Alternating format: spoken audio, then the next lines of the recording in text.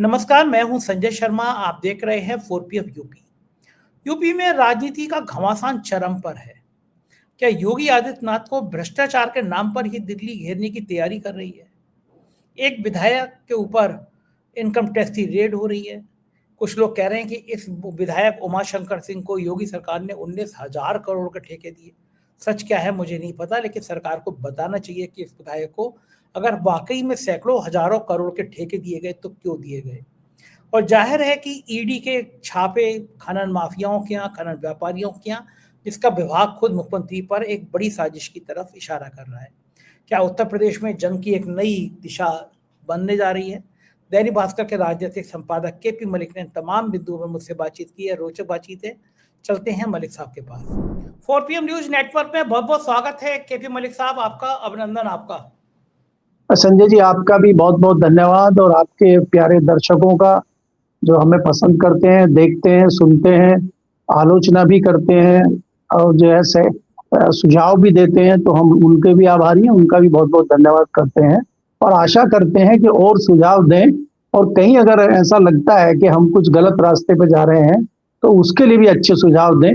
इसी आशा के साथ मैं उनका भी बहुत बहुत धन्यवाद करता हूँ। आप गलत रास्ते पे जाएंगे तो दर्शकों से ज्यादा मोदी जी का डंडा सुझाव देने के लिए आ जाता है। तरह तरह से नोटिस आ जाते हैं, मुकदमे हो जाते हैं। नहीं, उनकी चिंता हमें नहीं है, हमें उनकी चिंता नहीं है, हमें दर्शकों की चिंता है। बात सही है। अच्छा, मैं आपसे बातें करूं, मुझे ही मजा नहीं आता। 2 दिन 3 दिन से मैं सागर में था, मध्य प्रदेश में। वो 4PM फिल्म्स में जो शॉर्ट मूवी बना रहे हैं हम लोग, उस शॉर्ट मूवी की शूटिंग चल रही थी। मैं भी उसमें रोल कर रहा हूँ। वो नेटवर्क नहीं था। कल रात को मेरा बड़ा मन कर रहा था कि आपसे मैं बातचीत करूं, शो करूं, लेकिन नेटवर्क ही नहीं था सागर में। यहाँ 5G और 6G की बातें करते हैं, सागर जैसी जगह में 4G भी नहीं चल रहा था। ये हालत नहीं, सागर में मोदी जी ने ऐसा नेटवर्क नहीं बनाया जो सागर में समुद्र में काम करे। आपको तालाब में रहना चाहिए। हाँ, समुद्र में काम करना चाहिए। मलिक साहब, बातचीत की शुरुआत करना चाहता हूं मैं कि एक बड़ा अहम सवाल है कि क्या उत्तर प्रदेश में डिप्टी सीएम के फोन टेप हो रहे हैं? जो अभी मुक्तेश्वरानंद जी की जो जंग चल रही है स्वामी शंकराचार्य जी की, उनके प्रतिद्वंदी ने ये कहा है कि एक डिप्टी सीएम ने कहा था शंकराचार्य जी से कि करते रहो अनशन, जब मैं पानी पिलाऊंगा तो अनशन तोड़ देना। इशारा सीधा सीधा केशव मौर्य की तरफ था, क्योंकि केशव मौर्य ने उनको भगवान कहा था, सम्मान देने की बात की थी। अब मैं बड़ा सवाल यह है कि केशव मौर्य जिनको सम्मान देने की बात कर रहे हैं, पुलिस जांच कर रही है कि क्या उन्होंने कुकर्म किया था, बच्चों के संग यौन शोषण किया था। और बड़ी सवाल यह है कि केशव मौर्य के फोन क्या टेप हो रहे हैं। एक व्यक्ति ने ऐसे आरोप लगाए हैं और वो हरदोई भी जांच में जा रहा है, जो खुद गैंगस्टर में वांछित है, जो खुद जिसपे दर्जनों मुकदमे हैं, वो डिप्टी सीएम के ऊपर ऐसे आरोप लगा रहा है और सरकार खामोश है। लोग कह रहे हैं कहीं ना कहीं सरकार का संरक्षण है इस गुंडे को, क्योंकि अभी मुक्तेश्वरानंद सरकार की हिट लिस्ट पे थे।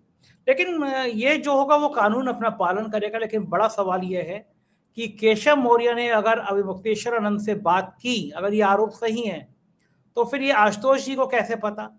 और अगर ये झूठा आरोप लगा रहे हैं तो पूरी सरकार की छवि खराब करने के लिए फोन टेपिंग गंभीर अपराध नहीं है, उसमें इनके खिलाफ कार्रवाई क्यों नहीं होना चाहिए? आपका क्या मानना है? संजय जी, इसमें 2-3 सवाल उठ रहे हैं। एक तो ये जिस प्रकार से हम देख रहे हैं कि काफी दिनों से ये जंग चल रही है योगी आदित्यनाथ की और जो शंकराचार्य अभी मुक्तेश्वरानंद जी हैं, इस बीच में सबसे बड़ा काम तब हुआ है जब एक हिस्ट्री सीटर आशुतोष ब्रह्मचारी ने उनके खिलाफ केस किया। केस तत्काल जो है कोर्ट की तरफ से पुलिस को एफआईआर करने का निर्देश हुआ।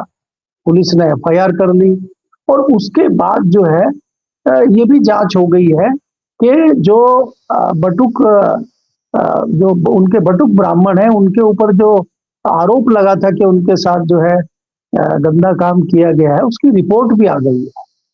तो बहुत तेजी से काम हो रहा है और ये मुझे आश्चर्य इस बात का नहीं है कि जांच चल रही है। जांच होनी चाहिए। अगर शंकराचार्य दोषी है तो उनको सजा मिलनी चाहिए। मैं इस पक्ष का व्यक्ति हूं और उनको जेल जाना चाहिए और तमाम जो चीजें कानून के तहत होनी चाहिए। लेकिन आश्चर्य इस बात का है कि जो खुद हिस्ट्री सीटर है, जिसके ऊपर खुद 107-108 मुकदमे दूसरों के ऊपर उसने किए हुए हैं, इसके ऊपर खुद 60 के लगभग मुकदमे चल रहे हैं, वो व्यक्ति कर रहा है, क्या भारतीय जनता पार्टी की जो फौज है प्रवक्ताओं की, भारतीय जनता पार्टी के विधायकों की, मंत्रियों की, वो क्यों चूं की आवाज नहीं निकाल रहे हैं?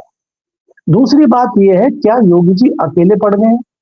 तीसरी बात यह है कि सरकार के किसी भी निर्णय का इन महाशय को कैसे पता लग जाता है? इनको जो पुलिस करने वाली, इनको पहले ही कैसे पता लग जाता है? इनके पास कहां से खबर आ गई कि किसी डिप्टी सीएम की कॉल रिकॉर्ड निकाली जाए और वो जो है उनकी कॉल में ये चीज है कि भाई वो कह रहे हैं शंकराचार्य जी को कि आप धरने पर बैठ जाना और मैं आऊंगा और मैं पानी पिलाऊंगा तो अनशन तोड़ देना। तो अगर इस तरह की चीजें चल रही हैं तो क्या वो डिप्टी सीएम भी जेल जा सकते हैं? क्या उन डिप्टी सीएम के ऊपर भी कार्रवाई हो सकती है? फिर ये महाशय कह रहे हैं कि उसमें समाजवादी पार्टी के और कांग्रेस के भी कुछ नेता आश्रम में आते थे, वो भी अय्याशी करते थे। तो क्या इनका इशारा ये भी है कि कुछ समाजवादी पार्टी के नेता और कुछ कांग्रेस के नेता भी जेल जाने वाले हैं? तो ये तो अंतर्यामी है। हमें तो इनको स्वामी तो ब्रह्मचारी तो वैसे ही कह रहे हैं, हमें तो लग रहा है अंतर्यामी है।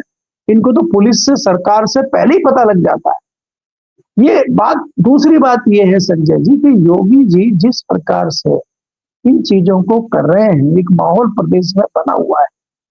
आज योगी जी अकेले खड़े हुए दिखाई देते हैं। योगी जी के साथ न संघ प्रमुख हैं, न प्रधानमंत्री हैं, न गृह मंत्री अमित शाह जी हैं, न उत्तर प्रदेश के दोनों डिप्टी सीएम हैं, ना कोई उनके मंत्री का बयान आ रहा है, ना किसी विधायक का बयान आ रहा है, ना किसी प्रवक्ता का बयान आ रहा है। तो ये राजनीति किधर जा रही है और इसमें कितना बड़ा फायदा देख रहे हैं योगी आदित्यनाथ जी, या ये लड़ाई निजी हो चली है? और इस लड़ाई में क्या हम हिंदुत्व का, सनातन का, संत समाज का कुछ नफा नुकसान देख रहे हैं क्या? क्या इसमें कुछ अपने, जो हम बात कर रहे थे बटोगे कटोगे की, तो ये बटोगे कटोगे वाले तो साइड पर रह गए। यहाँ तो बटोगे सटोगे वाले ही कटने लगे। आपने हिंदू ब्राह्मण में और ठाकुरों में बंटवारा कर दिया, आपने साधु संतों में ही बंटवारा कर दिया। तो भारतीय जनता पार्टी या योगी जी किस रास्ते पे जा रहे हैं? क्या 2027 में कोई नया समीकरण योगी जी बनाना चाहते हैं? क्या दिल्ली चाहती है कि योगी जी और इस मामले की तह तक जाए और योगी जी की और जो है छींचा लेदर हो? क्या दिल्ली के इशारे पे ये हो रहा है? बहुत सारे सवाल हैं जिनके जवाब मिलने बाकी हैं। लेकिन आश्चर्य उसी बात पे होता है, फिर मैं उसी पे आता हूं कि ये जो आशुतोष ब्रह्मचारी है, तथा कथित ये जो ब्रह्मचारी अपने आप को बता रहे हैं, खुद इनके ऊपर रेप के आरोप हैं, खुद इनके ऊपर जो है कई सारे केस चल रहे हैं, रेप के भी केस हैं इनके ऊपर, और खुद ये स्टेशन रह चुके हैं, जेल रह चुके हैं। इनको कैसे पता लग जा रहा है कि पुलिस अगला एक्शन करने वाली है? इस बात का बड़ा आश्चर्य है संजय जी। बिल्कुल ठीक बात है वो भी कि पुलिस ये एक्शन करने जा रही है, ऐसी भविष्यवाणी कर रहे हैं जैसे यही केस डायरी यही बैठ के लिख रहे हो। लेकिन अगर एक गैंगस्टर से, एक अपराधी से अगर इस तरह डिप्टी सीएम को भी बदनामी कराई जा रही है, तो उत्तर प्रदेश की राजनीति तो बड़े विस्फोट वाले मुहाने तक पहुंच रही है। उधर एक योगी जी जापान गए और योगी जी के सबसे करीबी विधायक हैं बसपा के उमाशंकर सिंह, नाम के बसपा के हैं, है योगी जी के सबसे करीबी विधायक। बच्चा बच्चा जानता है उनको, क्षत्रिय हैं और योगी जी के जन्मदिन से लेकर तमाम उनको बधाइयां देते रहते हैं। आज मुझे एक बहुत करीबी योगी जी के रहे, उनके तमाम फोटो योगी जी के संग है, क्षत्रिय नेता है, नाम लेना ठीक नहीं है, व्यक्तिगत बातें बताया उन्होंने मुझे बताया कि इन बसपा के विधायकों 19,000 करोड़ के ठेके दिए गए हैं। ठेके देने में शर्तों में बदलाव किया गया है। आप सोचिए कि भारतीय जनता पार्टी के विधायक तरसते हैं कि 2-3-4 करोड़ का काम उनकी विधानसभा में हो जाए, उनके आदमियों को ठेके मिल जाएं, और अगर ये आरोप सही है तो 19,000 करोड़ के ठेके एक बसपा के विधायक उमाशंकर सिंह को मिल जाते हैं। और जब इनकम टैक्स की रेड होती है तो योगी सरकार के मिनिस्टर दिनेश प्रताप सिंह विरोध करते हैं कि पॉलिटिकल प्रतिस्पर्धा में ये छापे नहीं होना चाहिए। लेकिन मेरा बड़ा सवाल यह है कि अगर बात योगी जी की ईमानदारी की होती है तो योगी सरकार को तत्काल बताना चाहिए कि उमाशंकर सिंह की फर्म को पिछले 6-7 सालों में कितने करोड़ों के ठेके मिले, क्या उनको ठेके देने के लिए किन्हीं शर्तों का उल्लंघन किया गया। मलिक साहब, पहला सवाल मैं आपसे ये जानना चाहता हूँ। दूसरा सवाल मेरा बड़ा महत्वपूर्ण ये है कि योगी जी जापान में गए थे, तो फिर ये पीछे से इनकम टैक्स के छापों का मतलब क्या है? क्या चाणक्य यानी अमित शाह जी की रणनीति है कि उमाशंकर के बहाने पूरी सरकार को एक्सपोज कर दिया जाए। पहले और भी एक्सपोज हो चुकी है सरकार, भ्रष्टाचार की कहानियां सामने आती रही हैं, और इस बार तो बम फूट रहा है। जो लक्ष्मी जी निकल रही हैं उनके घर से, उमाशंकर सिंह के घर से, हैरान करने वाली है। इससे पहले एक सहाय साहब लोग कई लोगों को असहाय कर चुके हैं, उनके मामले सामने आए थे। अमरावती ग्रुप पे छापे मारे थे, 500 करोड़ की संपत्ति जब्त की थी, तमाम ब्यूरोक्रेट के नाम सामने आए थे। लेकिन बसपा विधायक को अगर ये आरोप सही है, हजारों करोड़ के ठेके मिले, तो फिर ईमानदारी कहां पे, कौन सी गंगा में जाके डूब मरी है? क्यों आखिर इन ठाकुर साहब उमाशंकर सिंह पे सरकार इतनी मेहरबान हो गई कि अगर आरोप सही है कि हजारों करोड़ के ठेके दे दिए, और आरोप गलत है, तो सरकार को तुरंत एक बयान जारी करना चाहिए कि भाई नहीं, इतने करोड़ के ठेके मिले हैं, इस शर्त पे मिले हैं। एक मिस्टर अनिल कुमार हैं, शायद अनिल नाम है उनका, वो भी बहुत बड़े ठेकेदार हैं। तो मुझे पता चला कि अनिल के और उमाशंकर सिंह के लड़ाई इतनी हो गई थी ठेकों के बीच में, और उन्होंने भी पूर्वांचल एक्सप्रेसवे वगैरह बनाया, वो भी बड़े ठेकेदार हैं। वो लड़ाई बहुत बड़े लेवल तक चली गई थी, यानी अभी भी ये सैकड़ों करोड़ के ठेके मैनेज हो रहे हैं। फिर सरकार की ईमानदारी की बड़ी बड़ी बातें कहाँ चली जाती हैं मलिक साहब? आखिर उमाशंकर सिंह के मामले में पर्दाफाश होना चाहिए, नहीं होना चाहिए? करोड़ों रुपए कैश मिला है उनके घर पर। संजय, देखिए, मैं फिर उसी बात पर कहता हूं कि अगर उमाशंकर सिंह दोषी हैं या कोई दूसरे लोग दोषी हैं तो उनको जेल जाना चाहिए, उनके साथ हमारी कोई सिंपैथी नहीं है। जबकि आपने दिनेश प्रताप सिंह की बात की है, तो उन्होंने ये कहा है कि अभी उनको कैंसर है, 4th स्टेज का कैंसर है। वो एक अलग है कि मानवता के नाते हम लोग इस तरह की चीजें सोचते हैं, लेकिन जो कानून के खिलाफ उन्होंने चीजें की है उसकी सजा तो उनको मिलनी ही चाहिए। आप ये जो दिनेश जी कांग्रेस में रहे हैं, सोनिया गांधी की उम्र कितनी थी, बीमार थी, जी उनको जांच के लिए बुलाया गया था? नहीं, तब इनका मुंह नहीं खुला था। मैं वही बात कह रहा हूं, तो इसलिए क्या है कि वो सिंपैथी लेने के लिए आप लीजिए, लेकिन मैं ये कह रहा हूं कि जो सच्चाई है वो सच्चाई है। आपको एक और चीज याद करनी होगी कि कुछ दिन पहले जो अग्रवाल ग्रुप है, जिसको आरबिट कहते हैं, आरबिट ग्रुप है गोरखपुर का, वो भी योगी जी के करीब है अग्रवाल जी। आलोक अग्रवाल और अभिषेक अग्रवाल हैं, उनके यहाँ भी छापे लगे थे। और छापे किसके इशारे पे लगे थे, वही बात हुई थी। मैं लगातार आपके चैनल पे भी कहता हूं कि दिल्ली के और लखनऊ के रिश्ते तल्ख हैं, दिल्ली की लखनऊ की लड़ाई है। इस बात को कोई यकीन करता नहीं था। 2024 में वो परिणाम सामने आ गया, तो काफी लोगों को ये समझ में आ गया कि दिल्ली और लखनऊ की लड़ाई है। असली लड़ाई ये है कि लड़ाई गुजरात ग्रुप और योगी जी की लड़ाई है। वो मौका ढूंढते रहते हैं कि योगी जी को कैसे जो है बैकफुट पे लाया जाए, योगी जी को कैसे परेशान किया जाए, योगी जी को कैसे पिन चुभाई जाए। इसका जो तरीका है, इसका जो मौका है, वो दिल्ली भी ढूंढती है, और इसका मौका योगी जी भी ढूंढते हैं। योगी जी भी नहीं चूकते हैं। आप याद करिए, कुछ हफ्ते पहले योगी जी का बयान आया था कि दिल्ली में बहुत पॉल्यूशन है, दिल्ली गैस चैम्बर बन गई है। तो मजा दोनों तरफ से लिया जा रहा है। लेकिन बात यह है कि भारतीय जनता, फिर वो बात वही आती है कि भारतीय जनता पार्टी के दिल्ली के लोग, संघ प्रमुख, संघ के लोग, भारतीय जनता पार्टी के लोग इस लड़ाई में किस ओर खड़े हैं। और क्या ये सारी चीजें देख के हम ये कह सकते हैं कि भारतीय जनता पार्टी उत्तर प्रदेश में अपनी विदाई खुद तय कर रही है? अगर दिल्ली और लखनऊ की लड़ाई इतनी भयंकर चल रही है, तो उसमें भारतीय जनता पार्टी चुनाव कैसे जीतेगी? आप ये देखिए कि ये योगी जी के करीबी हैं, और इन्होंने इतने करोड़ों के ठेके कोई पहले दिन तो लिए नहीं है। एकाएक इन पे छापेमारी करना, कहीं ना कहीं ये योजना है कि योगी जी की नस कैसे दबाई जाए। ये योगी जी के करीबी हैं, भले ही बसपा में रहे हों, और बसपा में भी कोई इनका कोई बहुत ज्यादा नहीं है। दबंग आदमी अपने बलबूते चुनाव जीतते हैं, अपने बलबूते राजनीति करते हैं, ये भी हमें पता है। लेकिन ये योगी जी के खास है, और कल को भारतीय जनता पार्टी की तरफ से भी ये जा सकते हैं, चुनाव लड़ सकते हैं, योगी जी के खेमे में आ सकते हैं। इसलिए इनको कमजोर करना बहुत जरूरी है, दिल्ली ये मानती है। लेकिन आपको ये देखना होगा कि जैसे ही जापान जाते हैं योगी जी सिंगापुर के रास्ते, और हमारे जो केशव मौर्य जी हैं वो जर्मनी पहुंच जाते हैं, और बड़े वाले तो इजराइल घूम ही रहे हैं, आपको पता है।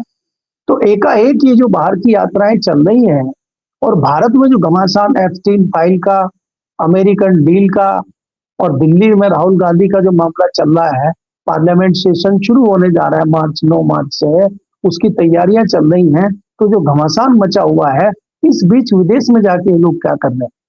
इसमें मजेदार बात, एक मेरे जो है राजनीतिक विश्लेषक दोस्त हैं, उन्होंने हम आज चर्चा कर रहे थे कि कहीं योगी जी अपनी वो छवि तो नहीं बनाना चाह रहे हैं कि जैसे अभी तक कहते थे कि इनको दिल्ली जाना है, और दिल्ली जाना है तो संघ और भारतीय जनता पार्टी ये कहती है कि योगी जी हिंदुत्व का तो बड़ा चेहरा है, लेकिन ये थोड़े विदेश नीति में, व्यापार में और कॉमर्स में थोड़े कम है ये। तो कहीं कॉमर्स का एक्सपीरियंस लेने और विदेश नीति समझने तो जापान नहीं गए, क्योंकि जापान की टेक्नोलॉजी तो आप जानते ही हैं। और ये कह दें कि भाई देखिए अब तो मेरे को अनुभव जो है विदेश नीति का भी हो गया है और कॉमर्स का भी मैंने इंतजाम कर लिया है, और उमा शंकर जैसे 10 लोग मेरे साथ हैं, तो दिल्ली के लिए मैं तैयार हूं। कहीं इसका खतरा देखते हुए तो दिल्ली एक्शन नहीं कर रही है। तो बहुत सारी चीजें दिल्ली में चल रही हैं। अब रिजल्ट क्या आता है इसका, वो 2-4 दिन में पता लग जाएगा संजय जी। मलिक साहब, खनन विभाग जो है वो खुद मुख्यमंत्री के पास है। आज पता चला है कि सोनभद्र में ईडी खनन व्यापारियों के छापे मार रही है। यानी योगी के जो मंत्रालय हैं उनकी भी पड़ताल शुरू हो गई है। तो ये जो इमेज है योगी जी की कि मैं पैसे नहीं लेते मुख्यमंत्री, इस इमेज पे क्या खुद दिल्ली दाग लगाना चाहती है कि करीबी विधायक के इनकम टैक्स की रेड, खनन वालों के यहाँ ईडी की रेड, अगर ये सब हो रही हैं इसके संकेत क्या हैं? देखिए संजय जी, अगर आप देखें, गडकरी जी जब शुरू में दिल्ली में थोड़े से ज्यादा आगे तेज दौड़ने की कोशिश कर रहे थे, तो उनको ब्रेक लगाने पे सीएजी की रिपोर्ट आई थी रोड की। एक बार उनका जो पूर्ति कंपनी है, उनकी पूर्ति घोटाले के नाम से घोटाला खोला गया था। तो ये समय समय पे इस तरह के लोगों को ब्रेक लगाए जाते हैं, इसमें कोई दो राय नहीं कि योगी जी पिछले 2 साल से बहुत तेज दौड़ रहे हैं, और ये साबित हो गया है। और दिल्ली ने तमाम जो है अपने शाम दाम दंड भेद और तमाम तरीके अपना लिए हैं, योगी जी हट नहीं गए हैं पीछे। तो योगी जी को पीछे हटाना है, योगी जी को वहां से हटा के अपने किसी डमी को बिठाना है। तो इसलिए नए नए तरीके खोजे जा रहे हैं कि किस प्रकार से इनको बाहर किया जाए। आप ये देखिए, ये जो मामला चल रहा है शंकराचार्य जी का, ये भी है कि जो आपने कट्टर हिंदुत्ववादी की अपनी छवि बनाई है, उस छवि को भी धूमिल करने का काम ये किया जा रहा है। ये सब अपने आप नहीं हो रहा है। मैं पहले ही कहा है संजय जी आपके चैनल पे कि शंकराचार्य जी तो सिर्फ मोहरा भर है, ये राजनीति कहीं और से हो रही है, और ये असली जो केंद्र है उसके वो योगी है। योगी की जो कट्टर हिंदुत्ववादी छवि बनी हुई है उसको खराब किया जाए, उसमें गो एक्सपोर्ट के, गो मांस के, गो काटने के, गाय गाय करके उनको बदनाम किया जाए और उनकी छवि को धूमिल किया जाए। एक तरफ ये है, दूसरी तरफ जो उनके करीबी है उन पर छापे मारे जाए। तीसरी चीज ये है कि खुद उनके डिपार्टमेंट पे छापे मारे जाए ताकि उनकी खुद की छवि को बदनाम किया जा सके और हटाने का रास्ता साफ किया जा सके, ताकि किसी डमी को बिठाया जा सके। ये रणनीति दिल्ली की हो सकती है, क्योंकि ये सारे जितने संकेत हैं वो तो यही संकेत दे रहे हैं कि ये निर्णय दिल्ली ले चुका है कि इनको किस प्रकार से हटाया जाए। क्योंकि जो उनका तरीका है हटाने का, पर्ची निकालने का, उसमें तो योगी जी हट नहीं रहे हैं, ना पर्ची निकलने दे रहे हैं। तो एक नया तरीका दिल्ली ने खोजा है, मुझे ऐसा लगता है। अच्छा, आपका अनुमान था कि मंत्रिमंडल में कुछ फेरबदल भी होगी, तो क्या योगी जी से ऑफर किया जाएगा कि भाई आइए और दिल्ली में कृषि मंत्रालय या कोई और महत्वपूर्ण मंत्रालय संभाल लीजिए, ऐसा ऑफर दिया जा सकता है? क्या योगी जी राजी हो सकते हैं? नहीं संजय जी, ये तो बहुत पहले बात हुई थी और आपने सवाल भी पूछा था, और मैंने कहा भी था कि ये ऑफर दिल्ली ने उनको दिया था, लेकिन वो ऑफर उन्होंने ठुकरा दिया था और वो ऑफर उन्होंने माना नहीं था। आपको याद होगा उन्होंने एक बयान भी दिया था कि मुझे अगर जाना होगा तो मैं गोरखपुर अपने मठ में ही चला जाऊंगा। तो दिल्ली से गोरखपुर का रास्ता अच्छा है और लखनऊ से गोरखपुर का रास्ता अच्छा है। अगर लखनऊ से दिल्ली आने में कोई दिक्कत होती है तो फिर मैं गोरखपुर जाना पसंद करूंगा। ये बयान तो वो दे चुके हैं पहले। तो इसका मतलब ये है कि उन्होंने दिल्ली का ऑफर एक्सेप्ट नहीं किया है, तभी ये चीजें शुरू हुई। अच्छा, यहाँ इतनी उठापटक चल रही है और प्रधानमंत्री जी इजरायल में भाषण देने पहुंच गए, लेकिन कांग्रेस बड़ी खुश हो रही है कि इजरायल के विपक्ष ने बायकॉट कर दिया मोदी के भाषण का।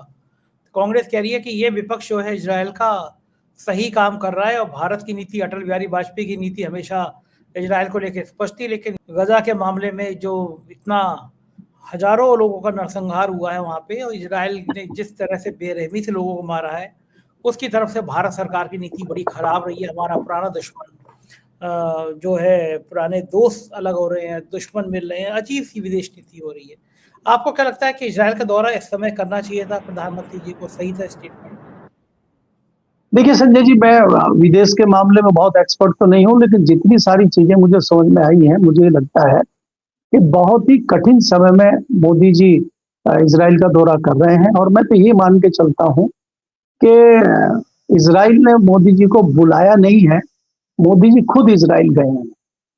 आपको ये सारी चीजें समझने के लिए 5-6 बिंदुओं की तरफ ध्यान देना होगा कि जिस प्रकार से अमेरिका हमें समय समय पे बेइज्जत कर रहा है, बार बार अमेरिका इस बात को कह रहा है कि पाकिस्तान का हिंदुस्तान का युद्ध हमने रुकवाया था, और अभी तो 2 दिन पहले ट्रंप ने यहाँ तक कह दिया कि भाई परमाणु बम का प्रयोग हो सकता था और 3.5 करोड़ के लगभग मौतें हो सकती थी, मैंने तो उनको रोका है, मुझे मेरा तो धन्यवाद करना चाहिए। इस तरह का बयान उनका आना और प्रधानमंत्री का या भारत की तरफ से कोई जवाब ना देना बताता है कि हम कहाँ पे हैं, किस प्रकार के संबंध हमारे अमेरिका के साथ हो गए।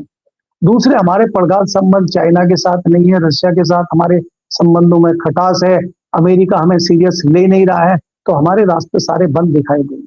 फिर हमें देखना होगा कि भारत का और ईरान का कैसा रिश्ता है, भारत के ईरान के रिश्ते अब कैसे होंगे, क्योंकि आपको याद रखना चाहिए कि 90 के दशक तक इजराइल से कोई लेना देना नहीं था। नरसिंह राव के टाइम पे हमने रिकॉग्नाइज किया था इजराइल को, और इजराइल को हमने भारत में आने का मौका दिया था, उनका यहाँ पे दूतावास खुला, बाकी चीजें शुरू हुई, लेकिन आज तक कोई भी प्रधानमंत्री वहां नहीं गया था। हम साथ साथ फिलिस्तीन को भी लेके चलते थे। और मुझे तो याद आता है कि कहीं मैंने पढ़ा था कि महात्मा गांधी ने उस समय कहा था, आजादी से पहले ही, कि जो फिलिस्तीन है वो जमीन फिलिस्तीनियों की है, वो फिलिस्तीनियों को मिलनी चाहिए, वहां इजराइल वालों का कोई लेना देना नहीं है। जबकि काफी देशों ने कहा था नहीं, इनको मिलनी चाहिए।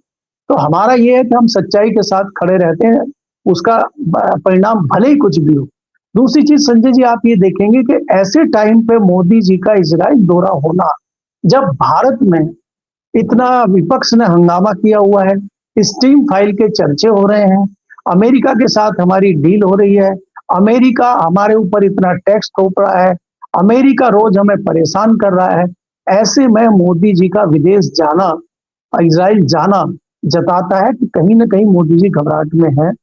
और अगर इसको दूसरे पहलू से संजय जी देखते हैं, अगर मोदी जी कोई डील करने गए हैं, अगर कोई डिफेंस की डील करने गए हैं, तो उनके साथ क्या डिफेंस के मिनिस्टर गए हैं, डिफेंस की कोई विशेषज्ञ की टीम गई है? अगर वो सुरक्षा की बात करने गए तो क्या राष्ट्रीय सुरक्षा सलाहकार अजीत डोभाल जी उनके साथ गए हैं, या कोई वाणिज्य का प्रतिनिधि मंडल उनके साथ गया है, या विदेश नीति पे हम कुछ करने के लिए विदेश मंत्री जी उनके साथ गए हैं? ऐसी कोई जानकारी इस दौरे में नहीं है। और दौरा भी आखिर तक छुपा के रखा। एक दिन जाने से पहले बताया गया कि मोदी जी विदेश जा रहे हैं। वो बात अलग है कि इजराइल के प्रधानमंत्री ने 1 हफ्ता पहले ही कह दिया था कि मोदी जी इजराइल आ रहे हैं और वो यहाँ की संसद को संबोधित करेंगे। और संबोधित कैसे की इजराइल की संसद, वो आपके सामने है कि वहां के विपक्ष ने भी वॉकआउट किया, और वहां के जो आलोचक हैं उन्होंने कई लेख भी लिखे हैं मोदी जी के बारे में भी, और वहां के जो प्रधानमंत्री हैं उनके बारे में भी उन्होंने टिप्पणी की है कि चुनावी हथियार, मतलब चुनावी हथियार बनाने के लिए या मोदी जी को चुनाव में दिखाने के लिए, इस तरह से करने के लिए मोदी जी को बुलाया गया है। इस तरह की चर्चाएं भी इजराइल में हैं। और उन्होंने तो यहाँ तक अपने लेख में जिक्र किया कि हो सकता है बड़े बड़े पोस्टर मोदी जी के साथ बना के चुनाव में उसका भरपूर प्रयोग करें। बाकी आपने जो विजुअल देखे हैं कि गेरुआ कलर उनकी पत्नी पहनी हुई थी, और बंडी में जो रुमाल लगा हुआ था मोदी जी की, वो भी गेरुआ था। और फिर यहाँ तक मोदी जी ने कह दिया कि भारत माँ है और इजराइल पिता है। और उसके बाद कसर उन्होंने भी नहीं छोड़ी। इजराइल के जो प्रधानमंत्री हैं बेंजामिन नेतन्याहू ने कहा कि हमारी जब शादी हुई थी उसकी पहली या दूसरी मुलाकात भारतीय रेस्टोरेंट में हुई थी, और हमने वहाँ खाना खाया था, बहुत लजीज खाना था, और खाना खा के जो हमारे बच्चे पैदा हुए हैं उनमें भी कहीं ना कहीं भारतीयों की झलक है। तो इससे पता लगता है कि कितनी सीरियस टॉक वहां पे हो रही है, और उससे अंदाजा आप लगा सकते हैं कि हम चुनाव की बात कर रहे हैं या 2 देश के लोग बात कर रहे हैं। इससे साफ जाहिर होता है। जी। बिल्कुल ठीक बात कह रहे हैं और राजनीति से को कहते हैं कि बच्चे परिवार को भी इसी तरह बीच में ले आए। बहुत बहुत शुक्रिया मलिक साहब, आपने मुझे समय दिया बातचीत की। Thank you sir. ये थे मलिक जी, पूरी बातचीत आपने सुनी, कैसी लगी बातचीत बताइएगा जरूर। शुक्रिया, थैंक यू।